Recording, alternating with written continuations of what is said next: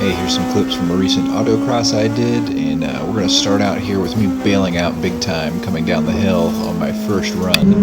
I lifted and didn't quite get the rotation I wanted. Here we come around on run 2.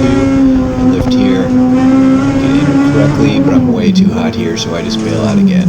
It's just not worth it to run off course, in an area like that, in a tough part of track. So here I'm training Jake Sawchick up on the car a little bit. Yep, I'm watching you, buddy. And here he is on his first run. So he's just driving his marks. He's already had his run. You can see he lifts, turns down the hill, brakes, turns in, throttles out of the slalom, and he avoids that cone right there. A lot of people were really getting packed up on that cone, and it was causing a lot of problems here.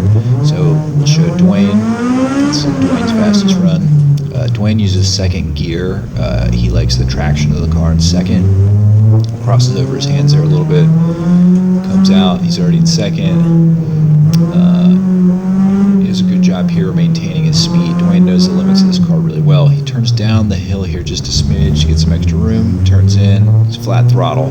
You'll see Dwayne is already flat. Look at his foot all the way through the slalom. Maybe a little lift there. Comes in the Chicago box. Lifts up the hill, gets his grip. Lifts here, comes down the hill. Look, boom. Here, little bobble on the throttle. He's a little hot, but nothing he can't handle. And through the finish. And here's my 41.3. I have a cone in this one. It's really clean run otherwise. I'm using first. Boom. A little bit of hand crossover there. We do have a stock steering rack in this car. And I use second as my lift for that little slalom.